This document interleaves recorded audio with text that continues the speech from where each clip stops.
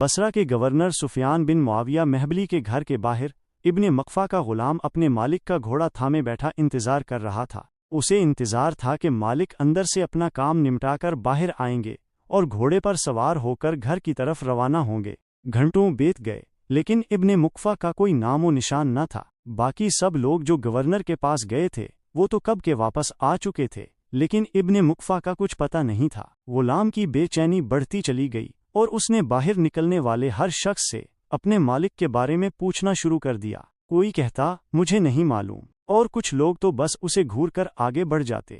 عبداللہ بن مقفع یہ 8ویں صدی کے ایک بڑے عالم، ادیب اور مترجم تھے، اور انہوں نے بہت سی کتابوں کا عربی میں ترجمہ کیا، جن میں سب سے مشہور کلیلہ و دمنہ ہے۔ یہ شروع میں زرتشتی تھے، پھر اسلام قبول کر لیا۔ وہ بہت ذہین اور حق بات کہنے والے انسان تھے، اسی وجہ سے انہیں کچھ لوگ ناپسند بھی کرتے تھے۔ جب کافی دیر ہو گئی اور کوئی خبر نہ ملی تو مایوس ہو کر غلام عیسیٰ و سلیمان کے پاس پہنچا، جو خلیفہ وقت منصور دوانیکی کے چچا تھے۔ ابن مقفع ان کے دبیر اور کاتب تھے۔ غلام نے انہیں سارا قصہ سنایا۔ عیسیٰ و سلیمان ابن مقفع کی بڑی عزت کرتے تھے اور اسے بھرپور حمایت بھی دیتے تھے۔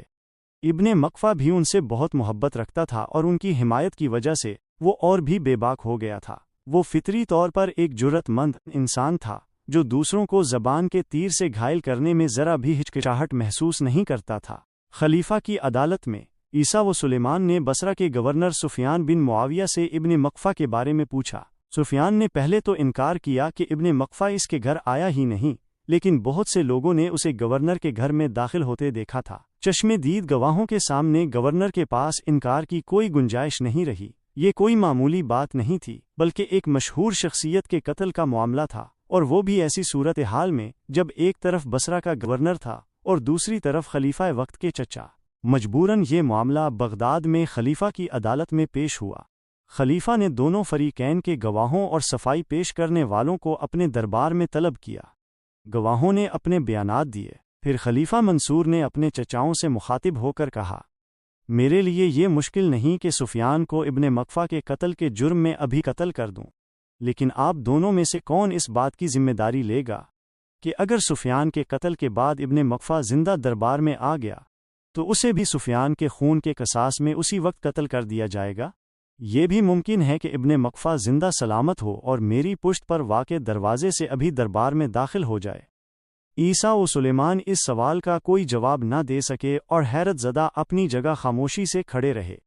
انہیں لگا کہ ہو سکتا ہے ابن مقفع زندہ ہو اور سفیان نے اسے زندہ سلامت خلیفہ کے دربار میں بھیج دیا ہو۔ مجبوراً انہوں نے اپنا مقدمہ واپس لیا اور اپنے گھر چلے گئے۔ ایک طویل عرصہ گزر گیا مگر ابن مقفع کا کہیں کچھ پتہ نہ چل سکا۔ آہستہ آہستہ اس کی یاد بھی ماند پڑنے لگی۔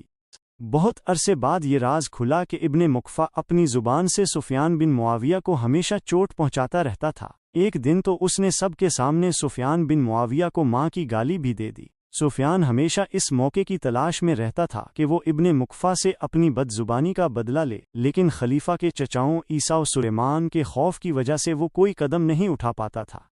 اسی دوران ایک دوسرا واقعہ پیش آیا۔ خلیفہ منصور کے دوسرے چچا عبداللہ بن علی نے منصور سے ایک امان نامہ پر دستخط کرانے کا مطالبہ کیا، اور اس امان نامہ کو تیار کرنے کی ذمہ داری ابن مقفع کو سونپی گئی۔ ابن مقفع نے یہ درخواست قبول کر لی، لیکن امان نامہ لکھتے ہوئے اس نے منصور کی ظالمانہ اور جلادانہ روش پر تنقید بھی کر دی۔ جب یہ امان نامہ منصور کو ملا تو اسے پڑھ کر وہ بہت حیران اور سخت ناراض ہوا۔ اس نے پوچھا، اس امان نامہ کی عبارت کس نے لکھی ہے؟ لوگوں نے بتایا کہ یہ ابن مقفع نے ترتیب دی ہے۔ یوں خلیفہ منصور کے دل میں بھی ابن مقفع کے خلاف وہی جذبات پیدا ہو گئے جو بصرہ کے گورنر سفیان بن معاویہ کے تھے۔ خلیفہ منصور نے خفیہ طور پر سفیان بن معاویہ کو لکھا کہ وہ ابن مقفع کو تنبیہ کرے۔ چنانچہ سفیان مناسب موقع کی تلاش میں لگ گیا۔ ایک دن ابن مقفع اپنے کسی کام سے سفیان کے گھر پہنچا اور گھوڑے کو گورنر کے دروازے پر ہی چھوڑ کر اندر چلا گیا۔ جب وہ اندر داخل ہوا تو کیا دیکھا کہ سفیان اور اس کے جلاد صفت غلام ایک کمرے میں بیٹھے ہیں اور ان کے سامنے تنور روشن ہے۔ جیسے ہی سفیان بن معاویہ کی نظر ابن مقفع پر پڑی، اس کے دل میں دبی بغض و کینہ کی آگ بھڑک اٹھی۔ اس نے ابن مقفع کو مخاطب کرتے ہوئے کہا، یاد ہے تو نے مجھے فلاں روز ماں کی گالی دی تھی، اب میرے انتقام کا وقت آ گیا ہے۔ ابن مقفع نے معذرت کرنی چاہی مگر اس کا کوئی فائدہ نہ ہوا، اور ابن مقفع کو اسی جگہ نہایت بے رحمی کے ساتھ قتل کر دیا گیا۔